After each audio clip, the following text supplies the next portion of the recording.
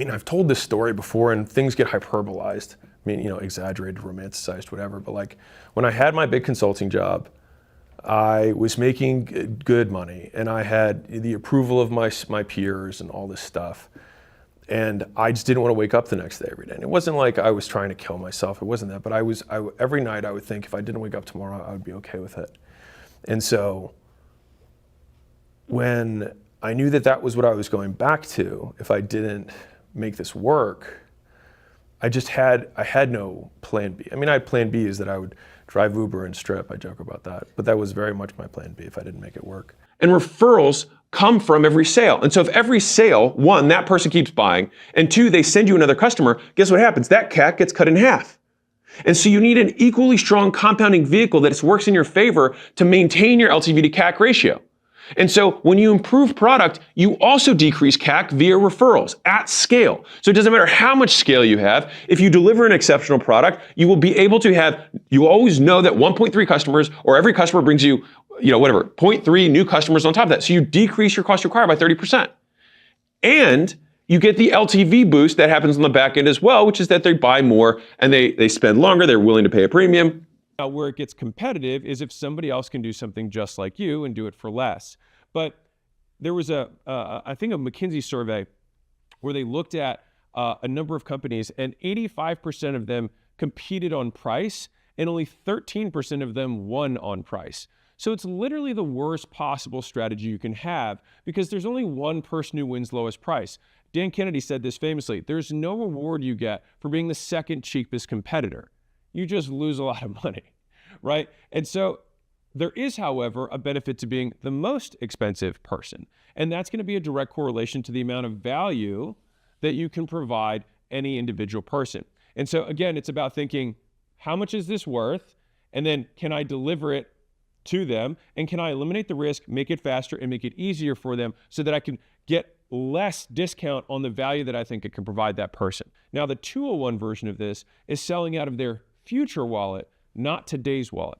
And then the ways that we pull apart that value, so let's say it's $100,000 of value, there's going to be a discount that's going to be applied to that $100,000 based on how likely it is, which is the risk. It's going to be based on how long it's going to take, which is the time. It's going to be how easy it is, how much work they're going to have to put in. And then fundamentally the dream outcome, which if they want to make more money, that one's clear. Now, if you have a B2C business, a business to consumer business, then you have to translate what looking amazing on prom night means to someone financially, or how much pain they've been in for not having the specific solution in their life. Good news is that your competition is lazy as fuck. It's so easy. Think about how many I do business with a lot of businesses on a personal level, on a business level. I would not recommend most of them. And the thing is that those vendors think that I'm an amazing customer. I'm a hair away from being a detractor. And many of you have customers that are a hair away from being a detractor. Sometimes you got customers who pay for your thing and still tell people not to buy it. My pool guy, when I had a pool, I don't have a pool anymore, but when I had a pool, that guy was so inconsistent. He didn't clean stuff all the time. I'd walk out afterwards and be like, did he even do anything this week? Right? But I still paid because it was just such a hassle to change. But I was absolutely a detractor when my neighbor's like, oh yeah, who's your pool service? I'm like, don't use my guy. I just don't have time to find somebody else. They're like, oh, thanks. And that small business owner is like, man, I have such a great business. We'd have gym owners who thought that their gyms were hot shit. And then somebody opens up across the street and literally takes all their customers. What they didn't realize is the main reason people went to their gym is it was just convenient. They thought all of their workouts, they thought all of their music, they thought the layout of the gym, the equipment, they thought all of that was important. But the thing that mattered most was that you just happen to be the only gym in a 5-mile radius of this spot. And so a lot of times the reason that you're winning, you don't even know why you're winning. And so Professor Bergelman from Stanford said this. He said, it's better to know why you have failed than to succeed and not know why.